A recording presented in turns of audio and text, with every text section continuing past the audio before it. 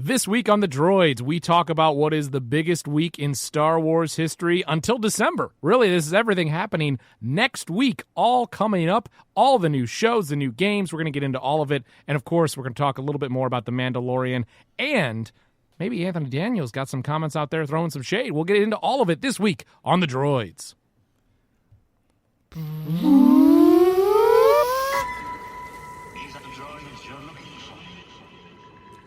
Hello and welcome in to The Droids You're Looking For, a Star Wars podcast, a brand new Star Wars podcast. This is the inaugural edition. I am Mike alongside Chris. Chris, we are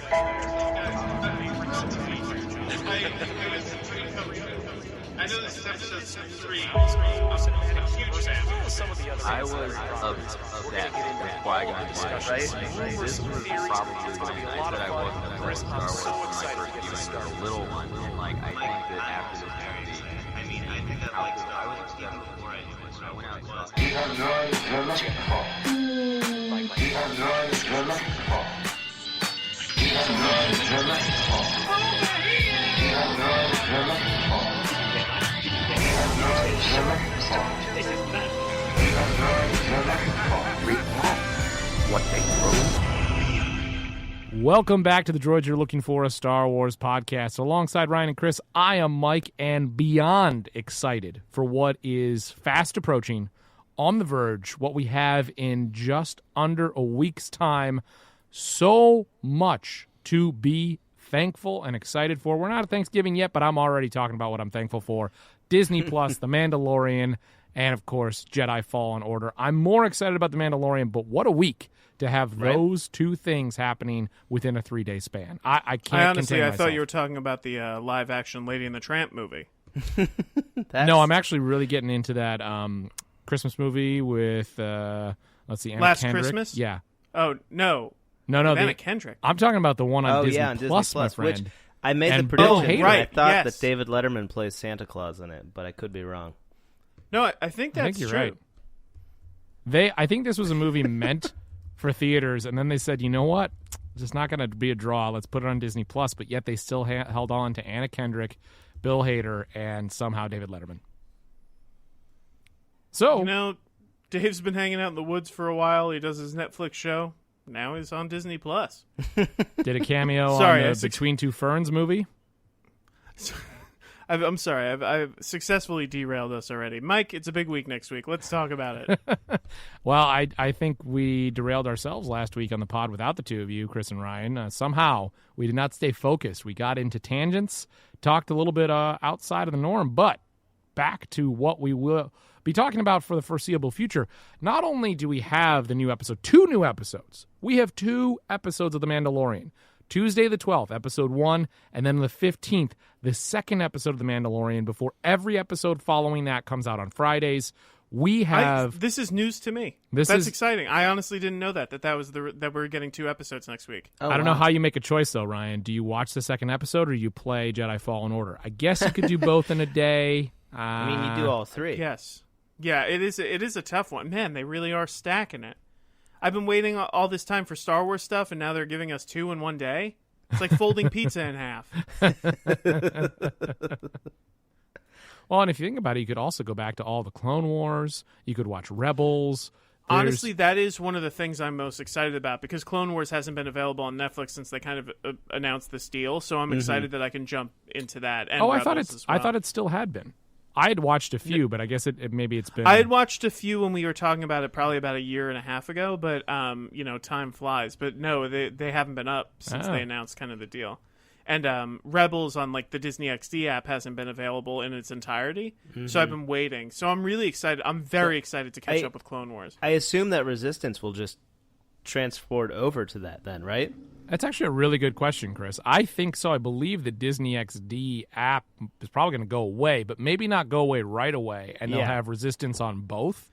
I'm not sure. Yeah, that's a tough one, because Disney XD is like a paid for... It's included in people's cable plans. Yeah. So it'd be weird if the app went away, because for people who don't want Disney Plus, but That's also like true. have Yeah. the channel. Totally. Wow. I guess we'll find out Well, on Tuesday. One thing I did not hear anything about is this Disney Plus does not include old ABC television series, I believe.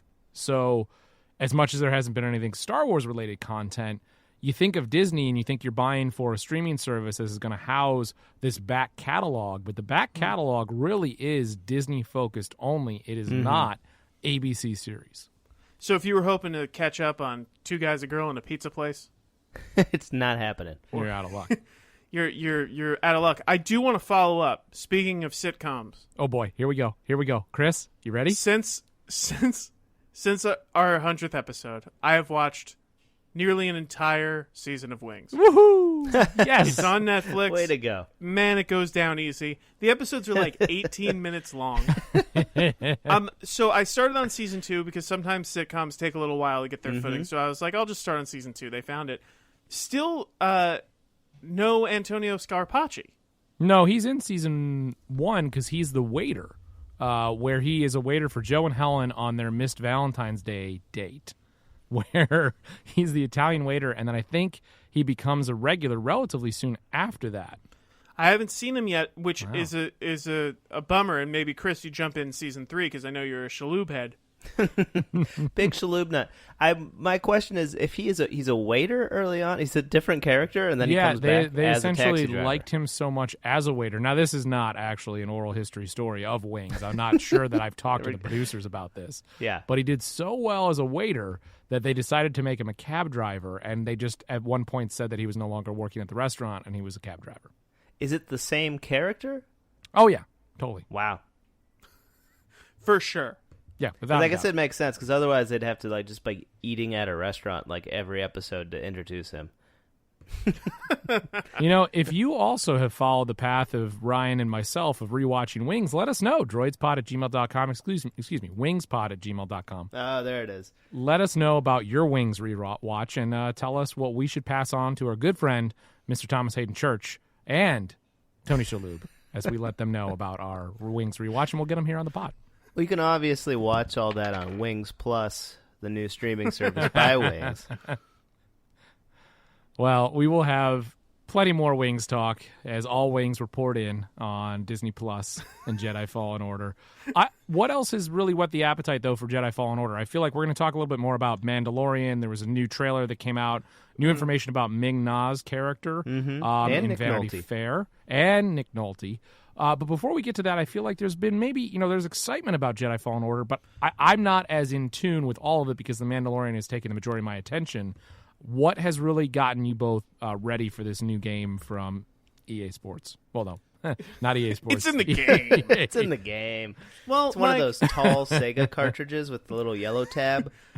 Mike, I'll tell you, I have been in tune with what's been going on. So there's been quite a journey with Jedi Fallen Order because when it was announced, it was after a slew of canceled Star Wars games. Most notably, I think Star Wars 1313 was the big one, or is that the series that got canceled? I think that that's was the video game. I think it was Yeah. So that got canceled, and then they announced Jedi Fallen Order at E3 a few years ago. And then when they started showing gameplay, there's a little bit of hesitance when it comes to Star Wars video games. Kind of historically, they haven't always been the best. There have been some really fun ones, obviously the Super Nintendo ones, which are impossibly difficult. I'd say the gambit runs from the best game ever to the worst game. Yes. Masters of Terra Casa. Yes. So, just to give a little background, with Battlefront 2, when that came out, also through EA, there was the whole controversy with microtransactions that kind of soured the milk a little bit with that game. Even though it was a pretty fun game, but it also is this multiplayer shooter with a pretty solid campaign. But there hasn't been a good campaign-focused single-player... Soured the blue milk. Oh, soured you the got there, moof Chris. milk. You got it.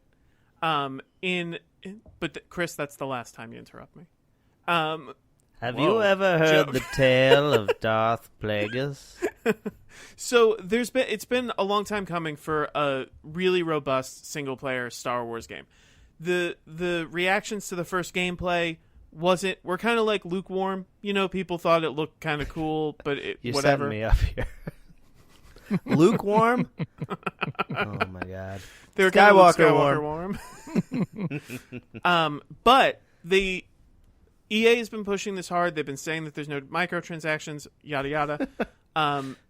And they did previews a few weeks ago where people in the games press could play like 3 hours of the game, and the feedback from that has been almost unanimously positive. So there's a few things at play here. One, it doesn't seem like it's this kind of thing that they're pushing out really quick to tie in with the release of Disney Plus and the movie, the way some of the Battlefront games did feel. Right.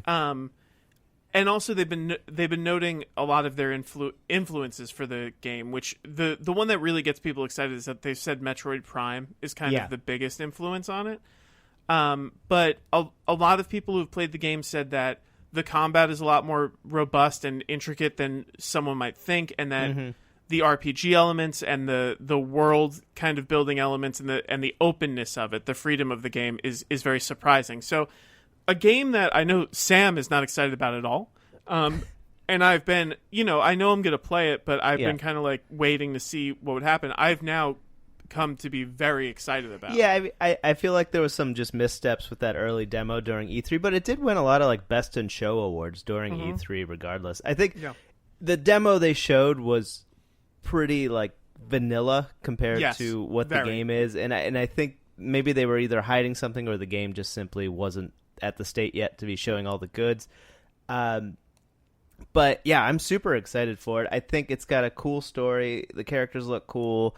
I like the new droid. I think the little guy is the little backpack droid. Yeah, I think that's cool. A great idea. It's a new take. I mean, what else can we do with droids? I like to have the little helper droid on your back. I hope that it's so for a lot of these games, I like it when it's like a little bit contained. I hope it's not like meandering. I hope there's like a through story that you can do without having to collect 10 stone caps or something like that and bring them back to the commander. So what I've heard and read about it is that essentially the structure of it is that you kind of have these hub worlds that are pretty open and you could approach, but you can go from the beginning of the game, you can go to any of them in any order that you want. However, the catch to that is that you could go to one and, there are different levels to each game, to each planet. So you could go to one and be underleveled and get your ass handed to you. Gotcha. Which is something that I really like because, as I've heard a lot of people, this is kind of in vogue to say, but have compared the combat to Dark Souls, which people should just say is like an action game now because it's become the standard. Yeah. But it's particularly in terms of that it's difficult, which is exciting to me because most Star Wars games I've ever played, especially ones that include lightsabers, are like Force Unleashed, which are fun, you're living in the world, but they're just hack and slash. Like you could just press a button until you're done. I'm excited for the feel of the lightsaber. Yeah, I was going to say, it's hard to nail down the lightsaber combat. I think Dark Forces 2 was kind of like the first stab at that. And it was a little difficult, especially with camera movements. I know we've come a long way since then. And then, like you said, Force Unleashed, those games, I think, kind of mastered it, but like in an arcade fashion. So it seemed like kind of you were contained in a box, and you knew what a lot of the moves were going to do, and it got a little repetitive. So I'm hoping for some good combo action here. I'm hoping that everyone can kind of play it in a different way. I think the lightsaber is such a fun and unique weapon in a video game, especially for something like Star Wars. Just like a weapon that can combat a bullet, like shoot the bullet back at the enemy, is just a fun concept on its own. Yeah. So that could be a game. And even mechanically, this game is the first one I know of. Usually in games with lightsabers, I know we're getting in the weeds here, but this is what we're talking about. Yeah. Games with lightsabers, generally there's a block button. And you just hold it, and it deflects everything. Yeah. Where this game, there is a distinct parry mechanic, which means you have to be very intentional with when you decide to block, which even that alone makes it more difficult and a little more tactile in terms of how you're dealing with the lightsaber. So to me, that's the most exciting aspect of this, is to see lightsaber combat done in this very dangerous way, like in the world. So I'm really excited. And, boys, today I am announcing, for real this time, that I will be doing a Let's Play series of Jedi Fallen Order. Ooh. That's right. I love I will it. be starting on release day. I don't know if I'll be releasing the first video on release day. I gotta, put it together. Yeah.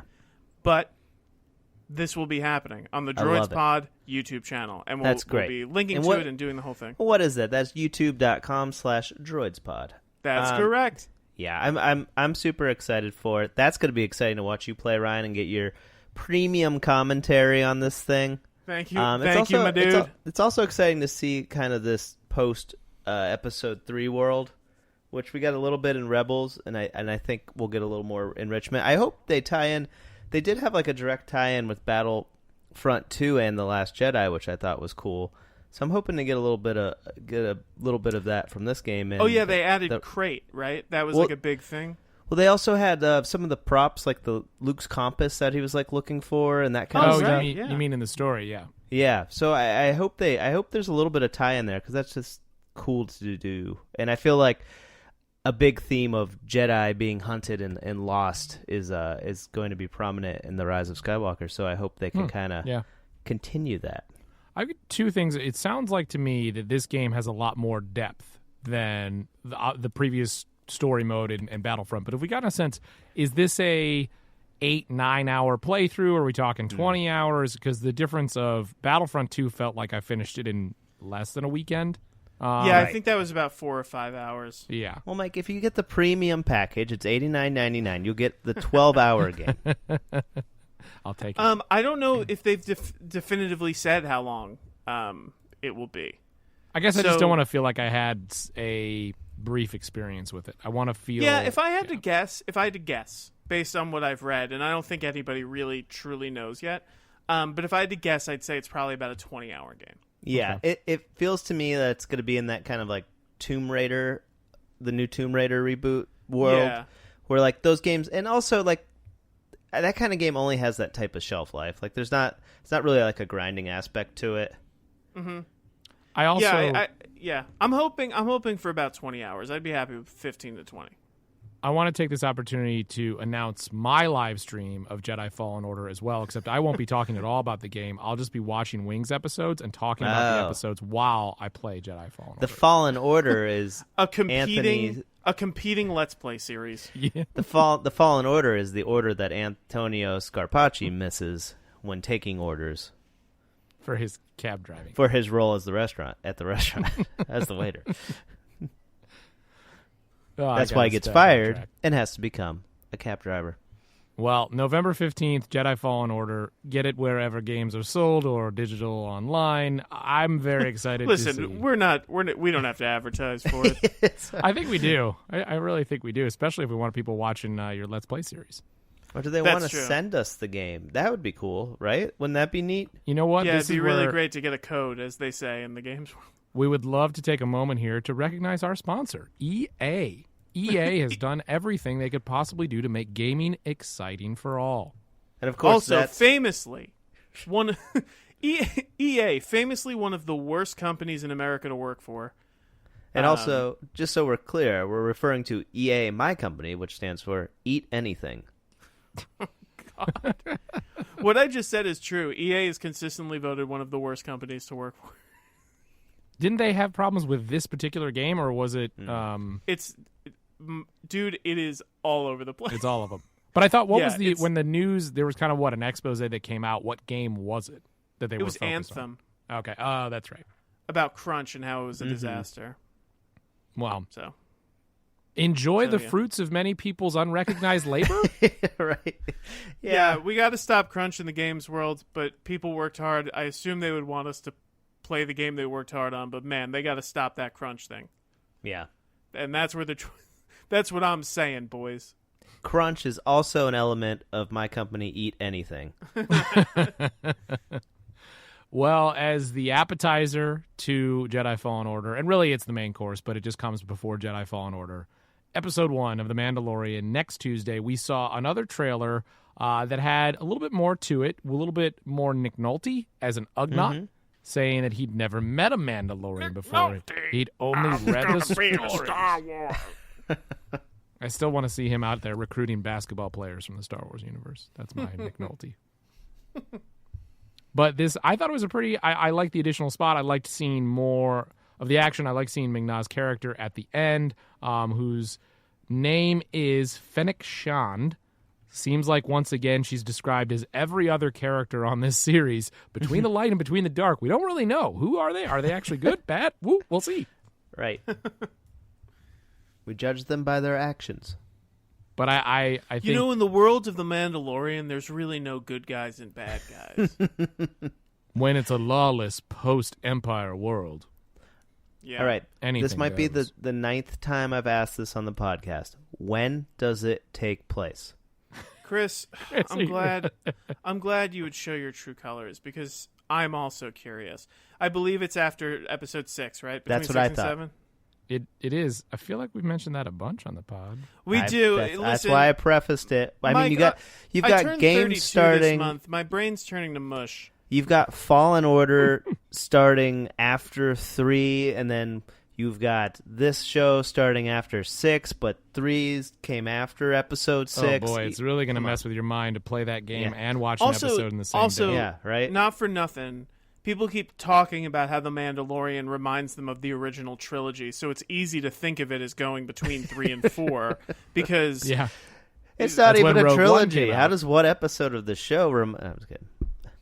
One of the most interesting things that I saw when reading about The Mandalorian is that by the time episode 9 comes out, we'll have spent more actual screen time hours with the characters of The Mandalorian than with those of actual Star Wars saga. Kind of Interesting. insane. Well, I mean, not us personally. I think I feel like that would be pretty hard to achieve. personally watching them on the screen, sure, it's the amount of time I'm spending. But I guess the it adds thing up is, because Mike, there's... though, The Mandalorian looks so cinematic. Mm-hmm. Oh, it's just purely cinematic on television. And we don't know how long the panning and like shots like that are. There could be very few character shots. Minute-wise, it could only be maybe a dozen minutes or so. Yeah, maybe of I'm the spending a actual lot of time with like a mountain and that practical spaceship. Right. Wow, we all seem very sincere about watching the show soon. I am very excited. Yeah. It's going to be cool. It's going to be great. Well, I talked to someone else recently at work who is a very big Star Wars fan, has been to Celebration, I think, every year or every time it's been on for the past however many years. And they said that they were excited about The Mandalorian, but their concern is that it feeds into the group that is pushing back against TLJ, against The Last Jedi. Is that even I've had though, this thought also.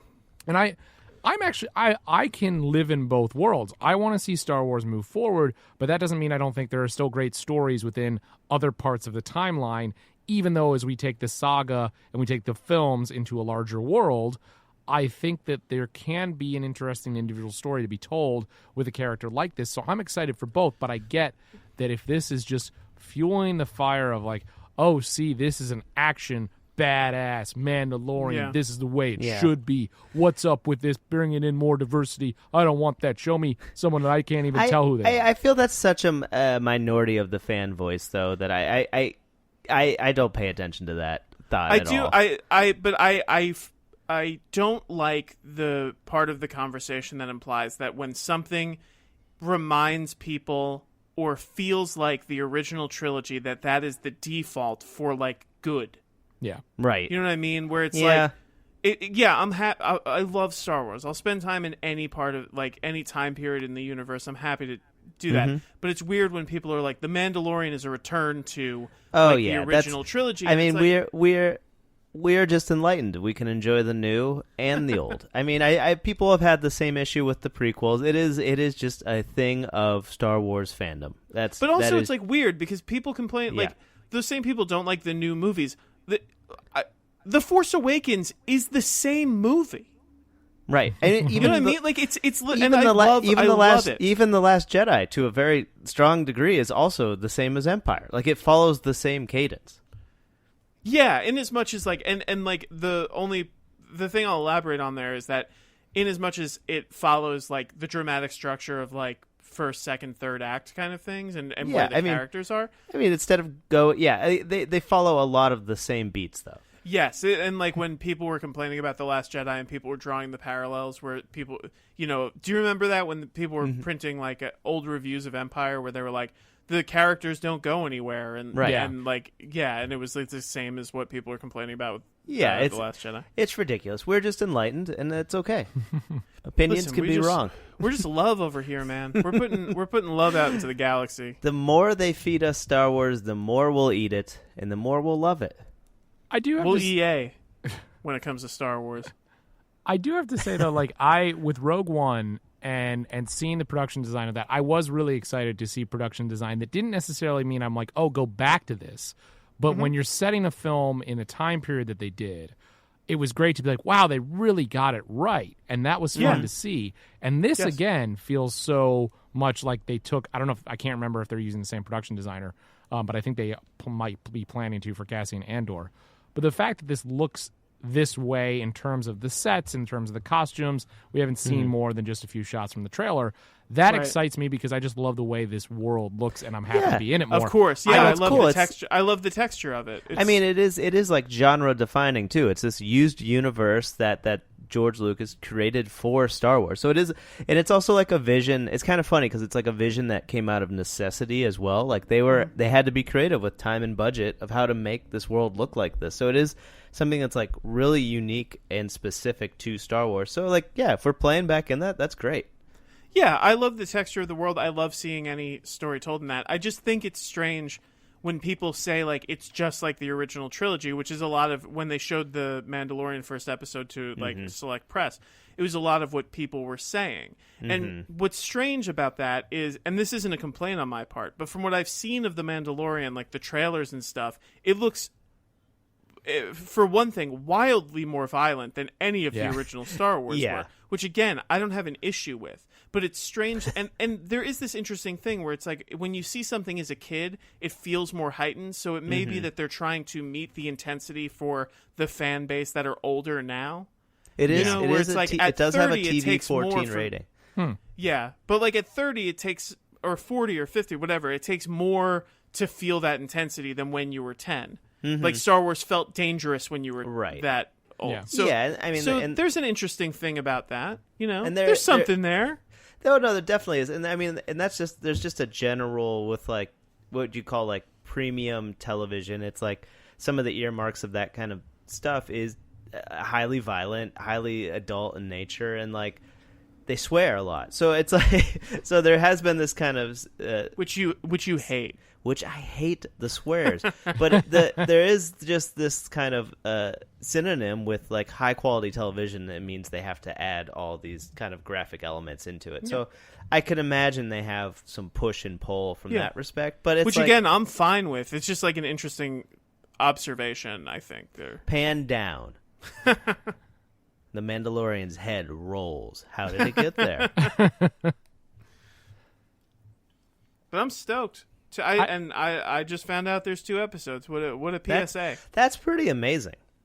It's their, I think their reason of we got to do something when it launches. They didn't want to launch it on a Friday, I guess. But it isn't interesting to do it on Fridays from here on out. I mean, I would prefer it not on a Friday. But that seems to be the new streaming way because Apple TV is doing a similar thing now. I guess they assume people will come home on a Friday night from work and fire up the old streaming box. Yeah, I mean that is like an exciting prospect to me. That's like there's something really cozy about thinking about watching The Mandalorian on a Friday after work. Yeah, that does sound very nice. Or a Friday morning before work, or a Friday during work. Oh yeah, I guess. I mean, I don't know if they're releasing everything at midnight or if they have. Yeah, we don't know. And it's it also midnight Eastern, midnight Pacific? Doing it weekly also, for better or worse, will give them a little bit of breathing room to do edits or make things better. I'd have to imagine that they would use that as an opportunity to get a little feedback.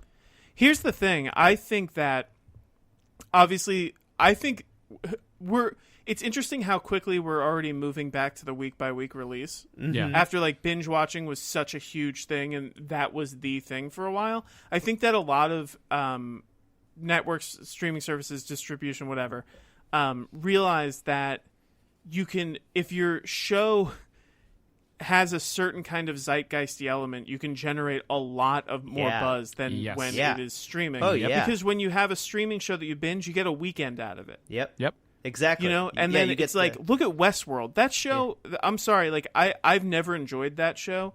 And like if you look at it critically, not that that's everything, it hasn't been like that well received, but it has this week to week people like talking about the theories and stuff like that, and it works on that level. just from like an SEO standpoint, like people are seeing it as a news story, a line item each week. Well, like there's going to be a review released, and that's each the week. special sauce of shows like that. Yeah. But if you spend time on any, different forums or anything that's related to, if you have a podcast, you listen to an entertainment podcast, there's going to be mentions of it throughout the entire year. It's not going to be one episode, we binged it in a weekend, let's follow up. It becomes a part of your regular weekly routine, especially if you're a fan. Every week, you're probably going to seek out articles about it. You're probably going to listen to a podcast about it. This becomes something that gets you much more attached to the series than a weekend binge. Yeah. And so much more content. The Ringer can do a weekly thing. Totally. I like it personally, but just because like when you get the Sunday HBO drop of content, it's like it's overwhelming. You get so many shows at once. I kind of like to schedule it in because it's like I can feel it feels more accomplishable to watch all of these shows then, rather than being like, well, I guess I'll watch that one when I'm done with these 10 other shows. Like I kind of like the scheduling aspect of it. Also, an argument could be made for creators that and I don't want to put this on them, but I think it may create more of an environment where they're pushing for every single episode to have a level of quality. Because if you have 10 episodes, everybody's watching them at once. One episode being, lukewarm or what Luke Skywalker warm, it can just be fine. It was 1 hour in a series of 10. Well, I mean, but if you're waiting all week to watch something and you get a lukewarm episode, that kind of sticks more. Well, it's like also filmmaking is about options, and I think giving the creators and the creative team as many opportunities for choices throughout the run of it. I'm not saying they're like re-editing or reshooting things, but there could be elements that they play up or play down, or it gives them for some later episodes time to edit things that they may not have had time to do. So it does like basically give them weeks more of production. I wonder though if they are treating it that way, Chris. I feel like they've probably at least put 5 episodes already in the can. Like they might be able to adjust for the second half of the season. This is just from listening to the Breaking Bad podcast, which was after every episode. They would talk a lot about that kind of stuff, where it's like they would figure out things based on how sometimes reaction of what they were seeing and things like that. And that's what shows like Lost did as well. And I feel like it would be. I don't know that they've like treated it the same way because they haven't had to hit a certain production schedule for the fall. I mean, they had to hit a production schedule for the release of Disney Plus. Right, yeah. But it seems to me that it's not like, we know we've got 24 episodes, and they have to hit everything throughout an entire year. I think this is a little bit more like we're going to try to get things block completed and then we'll roll it out on Disney Plus. Oh. I haven't gotten the sense that they're going to be reacting the same way. And it brings up to me something that I wonder how we all would feel if this show came out 10, 12 years ago. Because I'm not saying we'd feel differently. All of us as Star Wars fans would be exactly just as excited as we are now, maybe even more so, because we're like, wait, what? That somehow Disney is creating a Star Wars show? We didn't even know they owned Star Wars.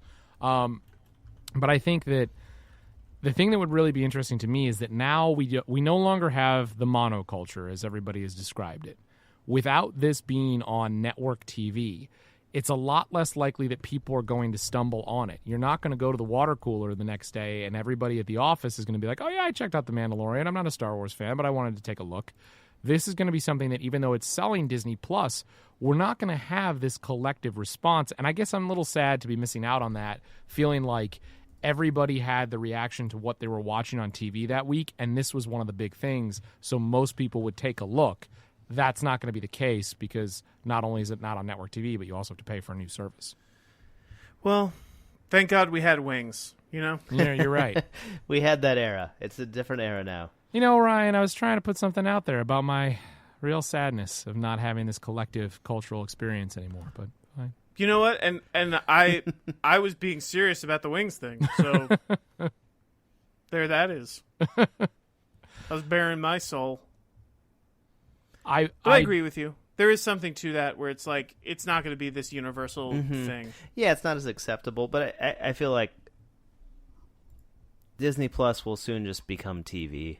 Yeah. It's Oh, you're right. But there's going to be 4 streaming services that everyone gets with their phone plan, and everyone will have it. So, but I do wish that they were doing this nightly, though. It's weekly, and then they would do it at 7 p.m. every week. It was something so we could have a throw it on collective time. ABC.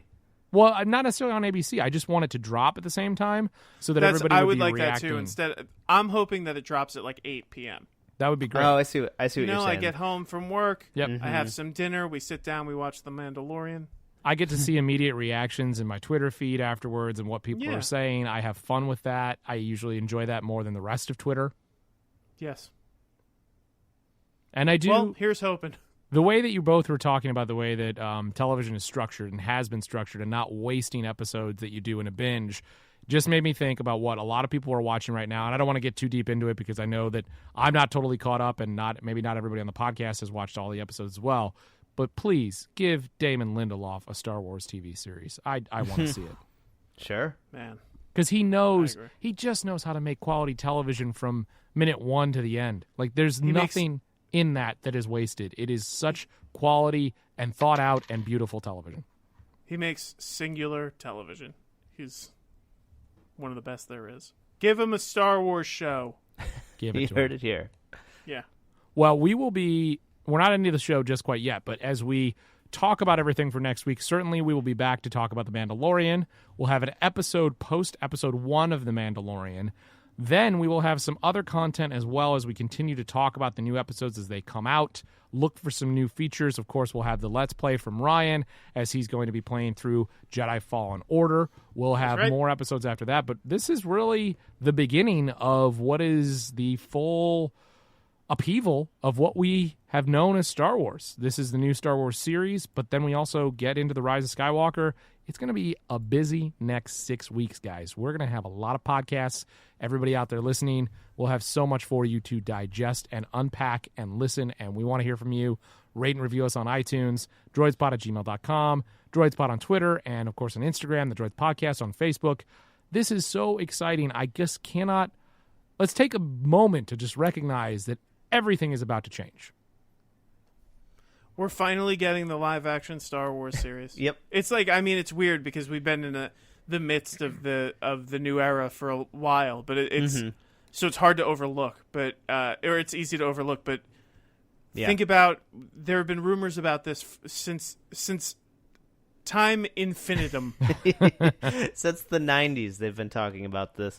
George Lucas himself has teased us with this, saying there's 45 scripts for an unwritten or an unproduced show. Like, this has been in the pipeline all along, and it really is quite a moment for Star Wars fans that they get something weekly now leading up to the Rise of Skywalker. Like, how hyped are we all going to be while we're watching this week by week? And then one of those weeks, we get to see the end of presumably the end of the series if it takes place post episode 6. The end of all of that whole little slice of Star Wars world, right? Yeah. I believe the episodes go through till the end of December. It's kind of be odd that we'll watch the end of the Skywalker saga, and then the next night there'll be a new episode. So we get to see the full-on ultimate ending, and in true Star Wars fashion, we never see the right bits of story at the right time and place. So we'll see the ultimate end followed by some more prequel activity, which I love. Well, it is something to be absolutely thrilled about. Let's see. Episode 8 of The Mandalorian airs on December 27th. So there's an episode... Looks like things changed momentarily. They go back to Wednesday before episode 9 They're not stupid. comes They're out. not dumb. Yeah. Well, but it's funny that you would say, like, okay, They we're don't doing want them anybody not Fridays. going to see their third viewing of Rise of Skywalker to stay home and watch The Mandalorian.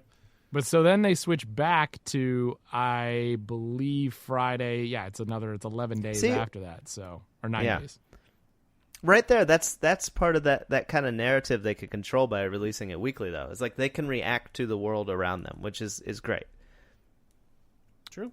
Well, before we wrap this up, I know there was a little bit of other news. Anthony Daniels out there is commenting about his new book, which all of us bought right away. Right, guys? Mm-hmm. I have it. We've all read it cover to cover 3 times over. Do you know what the odds are of me buying that book? What's it called? Grown Up Gold? What is it? Grown Up Gold. That should have been the Yeah, title. it's grown up. It's Grown Up Gold. I don't remember. He did make that joke in, what was it, one of the panels where he said, oh, they should have let me have my title, and they didn't give it to him. Right. Yeah. But Chris, Yeah. what did he say? He said he felt like he was a piece of the set on this most recent trilogy. And those comments come from him kind of being like a piece of the set on this most recent trilogy. I think I'm going to be interested to see a lot of the kind of older generation Star Wars actors react now that the Skywalker saga is done. I wonder if they're gonna like let loose a little more. They have a little less to lose because they know there's no more movies. They know there could always be another movie. They know they could get. But I mean, Disney I think plus the C-3PO yeah. series. Well, they also know that this put it. Yeah, but I think comments like that, he definitely probably wouldn't have said that That's true. Pre-trilogy. So, I don't think he would have said something quite that profound. But I don't know. I get it. But he also I think he said it joking. It's taken out a little bit out of context, but I think it just kind of shows the nature of the changing of the guard. And he also spoke to. Like, I don't think he was joking, and I don't get it. Well, not joking, but I mean, like, why even bring it up? Yeah, him and Hamill can commiserate a little bit. Yeah, I just I understand. Listen, these actors have done great things. They're in our favorite thing in the world, and I don't think that they're as plugged into kind of what's going on with like the fandom as most people are, because they're older people and stuff. Mm-hmm. But I wish they wouldn't do this because it's contributing to a group of voices that are toxic. That's kind of without them knowing it. It's like it's not just taken at face value. Yeah. It's like see that this is legitimized. Even Anthony Daniels is upset. Yeah, that's the main issue. Is like when they do say that stuff, there is just a fervent fan base that's ready to like. They're looking for facts to pick up on to point to why diversity and things are bad. So I think C-3PO. Will somebody shut him down? Just kidding. If It's he funny wants to be on because the podcast, he can. I can understand, and you said it, Chris, it can be partially taken out of context. I understand where he's coming from, that he had less to do in these movies. Yeah. But I don't think that's the wrong choice. They Right. needed to move into the next era.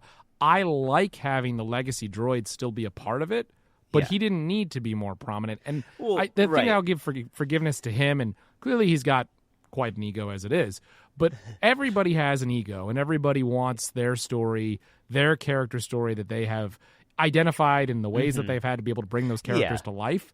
They want more for their characters, and I understand why that is. And you almost have to think that is just part of who we are as humans, that we're always going to lean into what is most directly connected to us.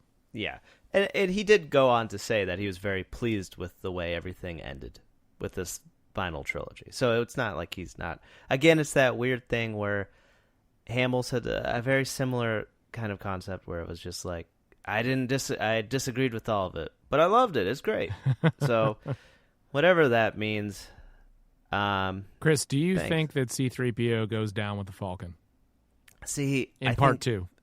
I think, well, this will be part 2 or 3. The Return of the Falcon. I mean, I saw some battle droids in the background there. C-3PO became a battle droid at one point.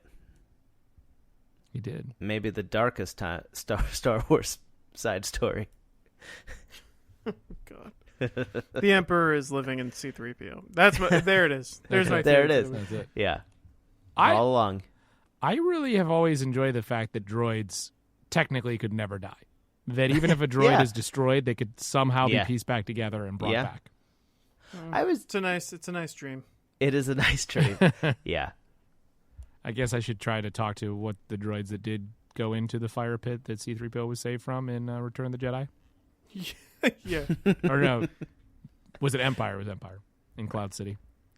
Yeah, I hope, just like complete fandom, they throw every Star Wars character in this last one, bring them all back, all the ones that people don't like, dislike, whatever, put them back it'll be like in. the end. It'll be like Endgame. Right, exactly, yeah. Can you just imagine, like, just based on the reaction from a certain group of fandom, like if Ahsoka and Anakin were fighting side by side at one point, just for like 5 seconds. Like, I know people would think, like, oh, they're putting too much in this. I think the reaction that some people would have based on that would be amazing. Chris, I heard that they were going to do that, bring every character in, but they didn't want to make it too much like the biggest movie of all time. I'm telling you, they got to do it. Why They not? saw Endgame and they said, well, now we can't. Couldn't do it. They can't do it. They got Feige in there. Let's just let them loose. Well, they knew it. Then they made TLJ, and Yoda was supposed to snap his fingers instead of lightning coming down. It was supposed to be every other character. Right. just the Clone War obsessed would just lose their mind.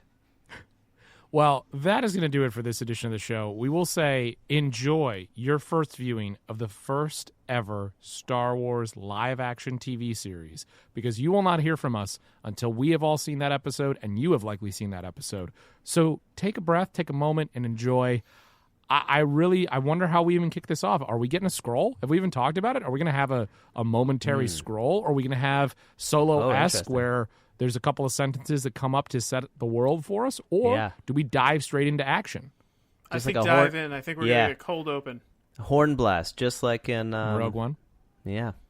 I mean, Giacchino's not here. We haven't even talked about the fact it's Ludwig Göransson, who did Black Panther, did the music for Black Panther, did the music for awesome. Community. It's going to be great. He is wonderful, and I've heard that the score is a little bit more darker, melancholy, kind of like what we expect from the series.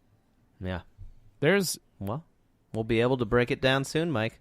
I cannot wait. I hope you all enjoy it. Take this time to just reflect on our great gifts from the Disney overlords as we get to enjoy The Mandalorian. There's nothing problematic. They're just giving us great Star Wars stuff. That's it for the Droids You're Looking For, a Star Wars podcast. What they Mandalorian? Luke Skywalker warm?